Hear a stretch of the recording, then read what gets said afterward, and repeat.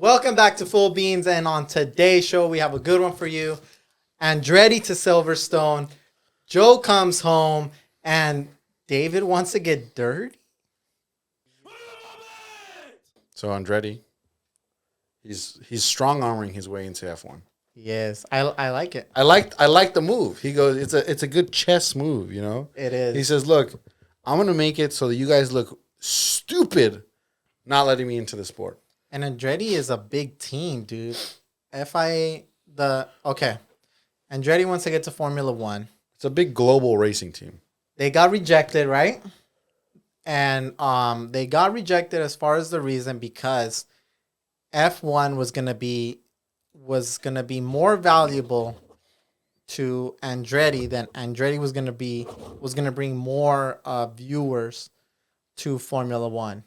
If that makes Formula One was going to provide saying more. is Formula One's argument was They're going to provide Andretti gains more exactly there you from go. entering Formula One than Formula One gains from Andretti entering. Exactly. Which is total BS. How do they like measure that? Like I don't understand that's how kind of difficult to say. Like with 3 American races, how they're not going to let in another. I mean, Haas is American team, but I don't know if you feel like that's the American team. Exactly. I was about to say Andretti is an American racing team. Haas is just an American manufacturing company. Yeah. You know, so it's weird how they got what's it called? Haas got in. Well, I didn't pay attention. I don't remember how they got in. But if you look at it on paper, just black and white, it's weird that an American racing team that wants to get in is not allowed to get in, but then an American, company gets in. Yeah. You know? So it's weird. So I like this move from Andretti. Opens up a manufacturing facility up in Silverstone, where if you don't know, there's a lot of the F1 team bases are there. Aston Martin has their brand new facility that they're building up. They're going to have a brand new wind tunnel and everything, literally right by the track. Everyone's over there. Anyways, except for, I think, Ferrari and I don't know if RB is over there. I think they're moving, to be honest. I don't know if, anyways. But yeah, so everyone's over there. Haas is kind of also separate. I think they're like 2. Anyways. Andretti power move over here. He's going, look, I'm primed and ready to join join F1. He's taking the initiative. He is. I like it. I like the move. I'm going. They better be in what do they try? 2026, whatever they're trying to. What year they're trying to? Yeah, when the new regulations were gonna come in. They better be on the grid. Is all I'm saying. Yeah, I mean, more teams. A lot of teams fight it because they said there's gonna be less. There's gonna be a less of a piece of the pie for them. Oh my god, that argument is trash, dude. But then isn't it gonna say that there's gonna be a bigger pie? So if you have a small, like 6-inch diameter pie. No, but what they're saying is that if F1 makes $100,000 a year, obviously it's just an example. Mm-hmm. You're splitting it amongst 11 teams, not 10 teams. Okay, but now so it's like what they're saying is it's a pizza party in elementary school. Uh-huh. And your teacher brings in a small pizza and just cuts it up into 100 slices. I understand that, but Andretti will bring more viewers, so the pizza will get bigger. Well, yes, I agree with you that I think they would, and more money. I guess, but the FIA doesn't. I don't know what it is that the FIA says, no, that's not true. I don't know what projections they're basing this on. Okay, so David, would this be good for the sport of F1? I mean, I think the way that they're trending now, yes. I think the way that they want to break into the American market, even more so. I think it's good. I think it's good for the sport. Good for us here in the U.S. I also think it's good because they're gonna bring a different engine manufacturer. They're gonna bring Cadillac, right? And they're gonna give now the American market drivers a chance for them to get into F1, and not have to move way over to to Europe and try to make the connections over there. Well, it's the same thing that we've been pushing Indy to be a, this is another step in that movement that we're trying to front pioneer over here. We're trying to be the force that pushes Indy and all this North American talent through to F1 without having to make them. I mean, as if it's not like racing is a little sacrifice already. The expenses that it is for anyone is already a lot. Let alone moving all the way over there. Yeah, across the earth, the world to what's it called? Across the pond over there. Yeah, to commit to this. So here at Full Beans, we what's it called? Support this Andretti F1 movement over there because we're here to support the little kid that wants to drive a racing car and become a Formula One champion, and making it easier, making their dreams more possible, right? Yes. With Andretti, what's it called? Joining F1. I mean, I don't know. Overall, I think it's a good move for everyone. So I don't know why they're putting up such a big fight. Yeah, they must not. But who am I? I don't know anything. I don't know. But on to another subject that we got. The most important one, I think, or important. The one we're questioning the most on this one. David wants to get dirty. What's up with that? I don't know if it's what anyone thinks it is. By dirty is I want to get in the dirt. I want to roll around. Okay. I want to get my hands dirty. So you physically want to get around and... Well, if need be, hopefully, if I do everything correct, I don't have to. Okay. Well, in terms of the dirt. Yeah. So recently I've been looking into buying an off-roading vehicle and been weighing pros and cons of which the vehicle options, to buy. Of the options and what specifically I want. Do I want an overlanding rig? Do I want a truck, an off-roading truck that I can use as camper and then use it regular, here, just throw stuff in the back. Ozzy's favorite way to pollute. He just throws trash in the back and all of a sudden it disappears and he goes, oh, wow, look at that. It's gone. That's not true. Okay. I make sure I properly dispose of my garbage in the way that it needs to help the environment. For all legal disclaimers, that was a joke. Okay, I have a hybrid, so I'm saving the planet Earth. Okay, with plugging in, I'm carbon neutral half. So half? Yeah, half. Half? So okay, that's a bit of a better than nothing stretch, but all right. Anyway, so the two main ones I'm looking at is either a Toyota rig or a Jeep rig. What model? I haven't decided yet. It's still in the air. But what I was talking with Ozzy earlier was that I know the Toyota is like the safe choice, right? Toyota's a safe choice. It's the girl you bring home to mom. It's the it's the safe choice, the one that good and faithful. That no one's gonna look at you wrong for choosing that, right? Old faithful, lasts you 300, 400, 500 million miles, whatever it is that it'll last you. I mean, they survive wars, dude. Those are literally like we were saying earlier. They're the AK-47s of the world. Top Gear literally tried to destroy one and miserably failed. Yeah, so that tells you something. Okay, so that's one side of me, the logical, reliable side that I know. Look, I'm not gonna have deals now. The other side, the girl that you look at that you shouldn't be looking at, the toxica one, the one that's like, I don't know, man, the girl next door, that would be, and then probably like a Wrangler. The reason why reliability can be a bit shoddy with them, you don't. The reason that they're looking so sexy to me is that I do want that freedom to just take everything off. To take everything off, drive around naked, windshield only, no doors, no windows, nothing. Yeah. No top. Why? Because we live here in Southern California, and I feel like we have the weather to do so. You're paying a premium to live here, so you might as well take advantage of it. Actually, though, this year, supposedly, we're more rainy than Seattle so far this year in 2024. So we're getting screwed over by... We're paying, and it only rains on weekends. I don't know if anyone else has noticed this. Yeah.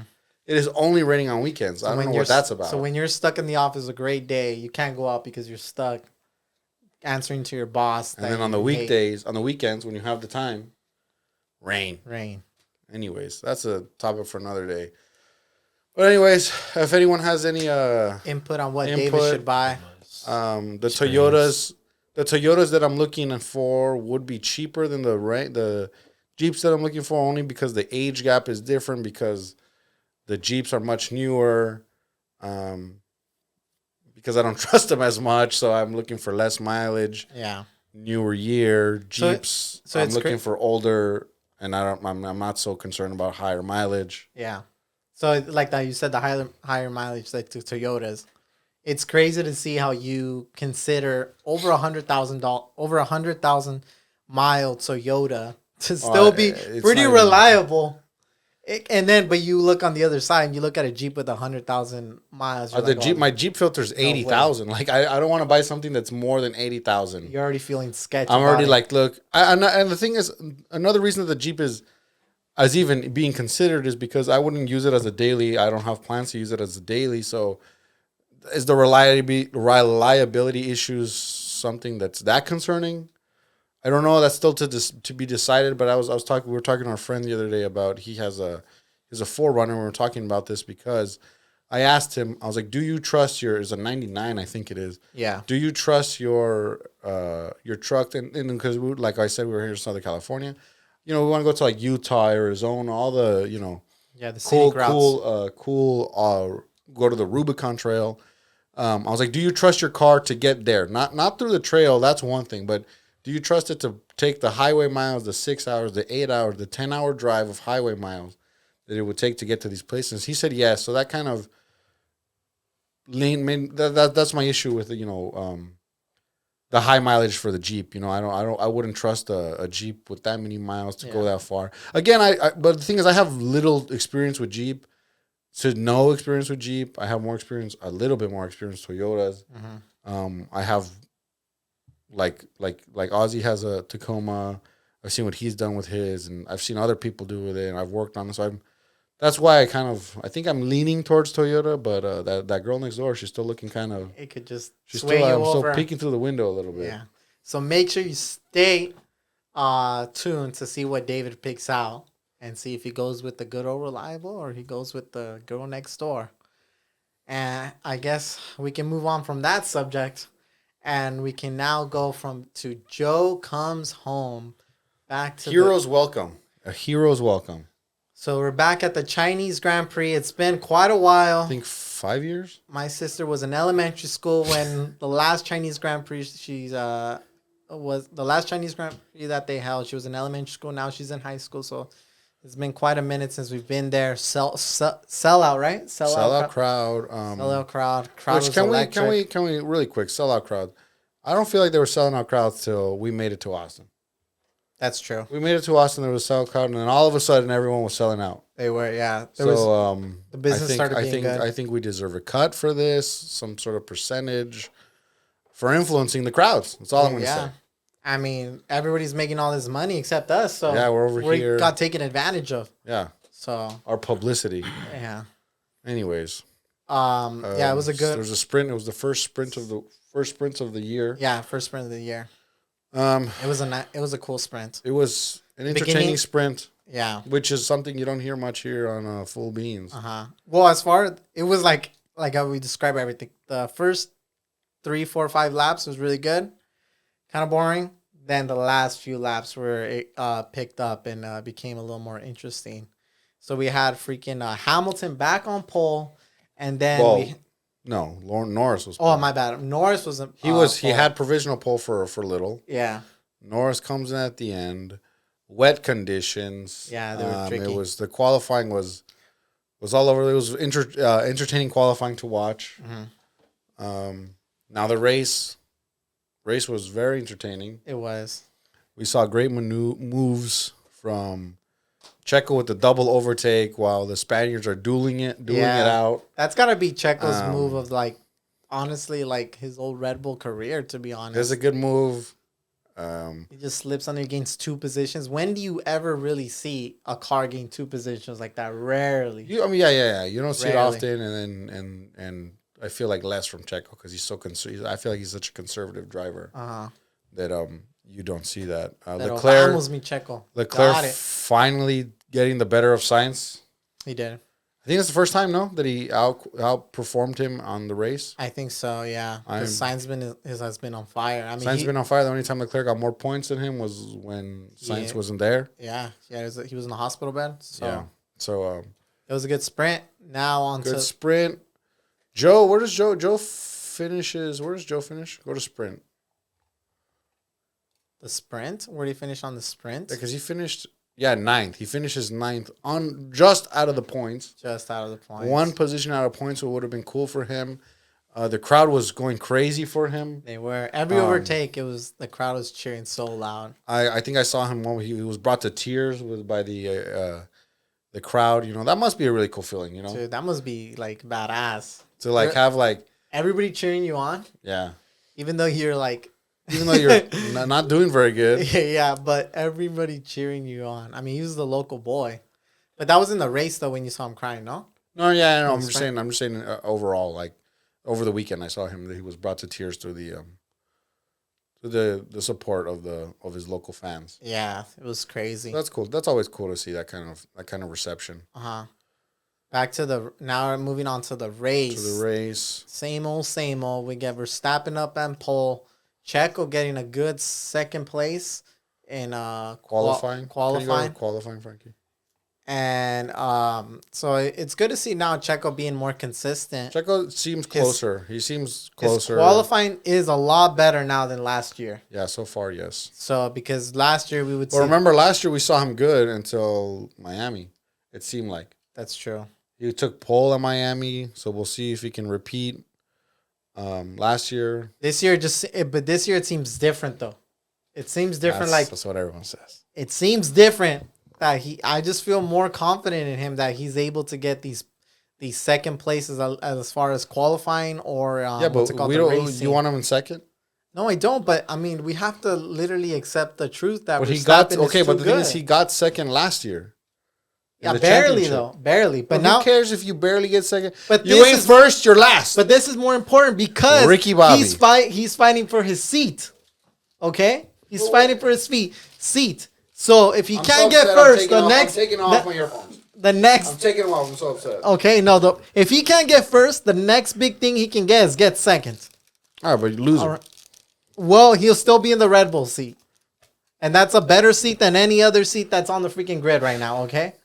Okay, but the thing is, if what you're saying is true, if we've already accepted that he's not as good as Verstappen, he's not. You think next year is going to be any different? No, but like I said before, so what's the point of him being in Red Bull seat next year? Because like I said before, is that if Verstappen gets some DNFs, gets some unluckiness, and Checo is able to capitalize on those, and we haven't seen it yet, but I'm saying this is the only way he's able to capitalize on those.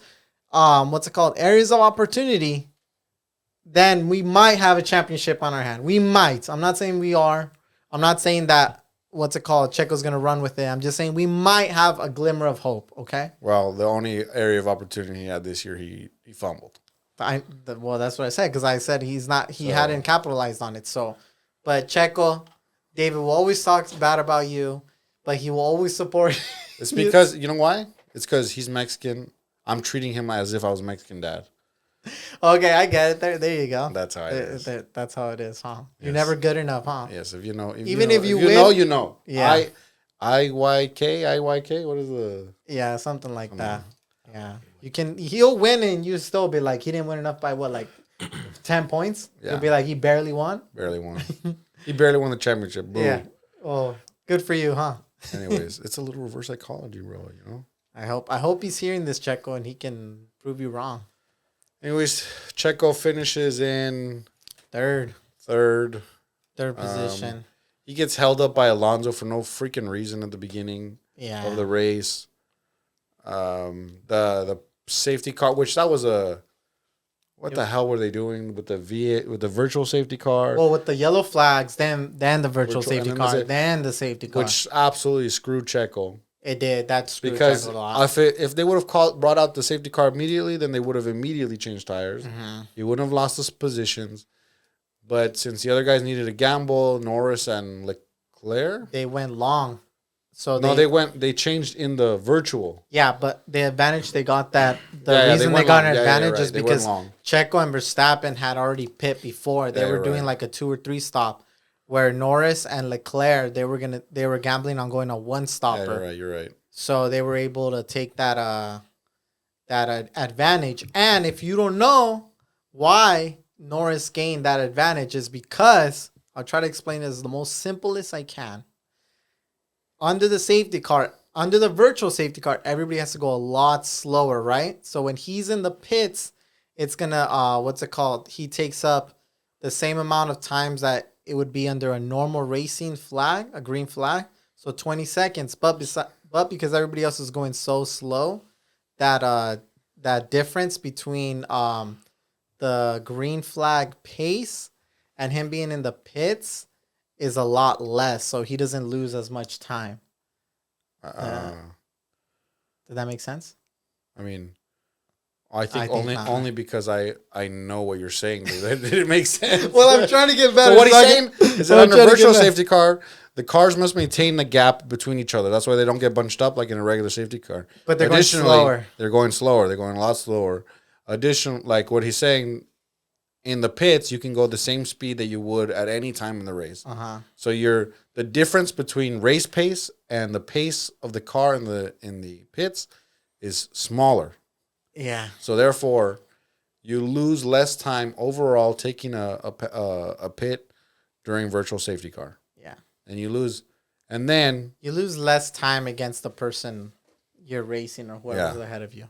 and then there's the safety car, which is even everyone gets bunched up. Yeah. It's even more of an advantage if you pit during Yeah. the safety car. Well, if you can time it perfectly, like then it's like Yeah, because you're not going to go into the pits once everybody's bunched up, right? Because you're going to go because all the then way to you're the back. then you're all the way in the back. Yeah, so it was Norris and Leclerc took advantage of them. They gained the most out of that virtual safety car, and then the safety car kind of helped, honestly, Checo, because then it bunched everybody. It was allowed him to pit, and then everybody got bunched up. I don't know if it helped because he was already in second. He would have held on to second. No, I don't think so because Checo had already old tires on that, and Norris didn't. Norris had brand new tires, and the time difference between those two cars was a lot smaller. Yeah, but then where would he have got third? You're saying if you're what you're saying? I think Norris would have passed them. Yeah, but he did. Well, he did under the safety. But either way, you're saying Checo would have been third. Yeah. Wow. Anyways. Well, anyways, yeah. Besides that, it was still a good. I think it was still a good race for Checo though. Overall, he might have not gotten that second, but it's still good though. Oh, quickly. If you were watching I think it's the international feed, the one with the Crofty, Rosberg. Oh man, I love that guy in the booth, dude. Yeah, I like it in the booth because I always feel like he's real. He's real, but I feel like he's always talking a little shit to Mercedes and Lewis. Oh yeah, I feel like there's always these little jabs, like in because he loves them. I think in the sprint he says something. I think Lewis locks up or he does something, and then Rosberg's like, oh, you know what?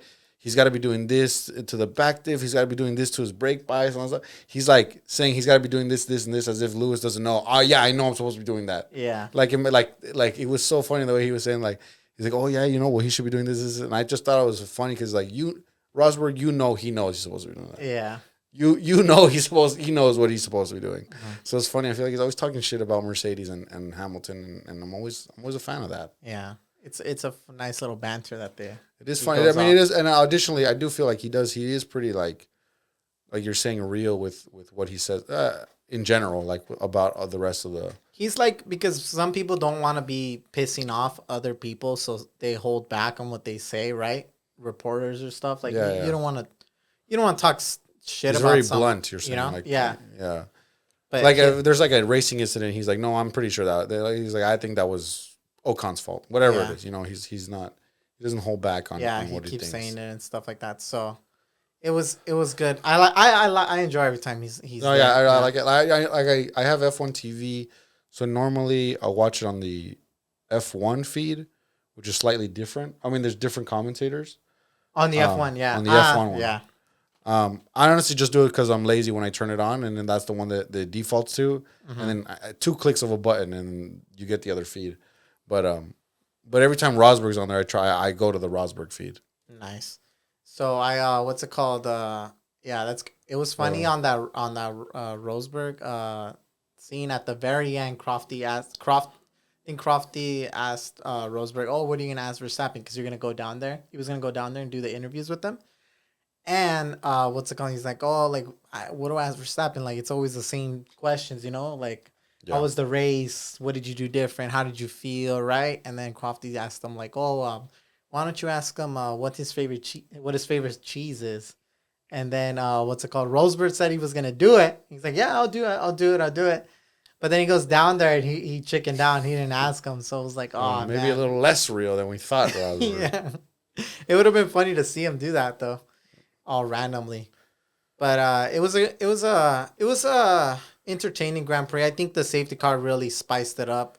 Yeah, I mean, up until then, it was okay, you know. It was okay. Alonso is a madman, dude. He was where he finds some grip is absolutely insane.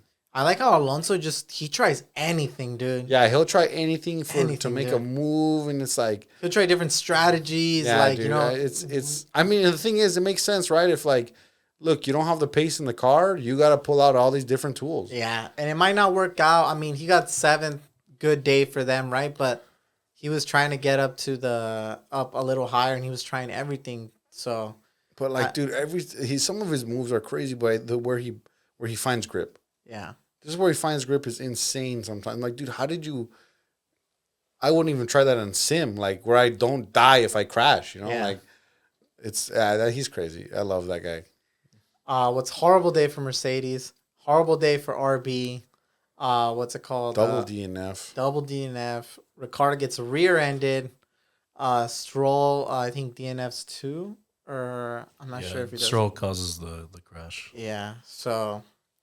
Where Ricciardo needed a clean race. Yeah, he was having a good weekend up to then, and then it all went downhill after he got rear-ended. Yeah, he's not looking so smiley these days. Williams it was an okay day for them. They didn't score any points again. Nico Hulkenberg scores another point for Haas, so it looks like Haas is now being the team to beat as far as that bottom half of the table. Yeah, and Alpine. Surprisingly good weekend for Alpine. Yeah, they did okay. Considering how slow their car is. Mm-hmm. So, yeah. I don't know. I don't really have much to say else about the Grand Prix. Yeah. Frankie, whoever wants to pitch in his thoughts, his 2 cents. I just feel really bad for Ricardo. I think if he didn't kind of mess up with the whole team stuff years ago and kind of stuck with it, did what he kind of should have, I think everything would have been cool. Yeah, and I mean, the last winner of the Chinese Grand Prix was Lewis Hamilton, I think 2019, and before that it was Daniel Ricciardo. So you would think this is his track that he would be familiar with. And a quick mention before we take off on here. What's it called? Nick DeVries, ex-Formula One driver. He wins today in Imola for the World Endurance Championship. And I think it was with Toyota. So just props out to him and a congratulations. And I only got one more thing to say, guys. And you know who you are about this, okay? So with that being said... Okay. And on that bombshell... See you.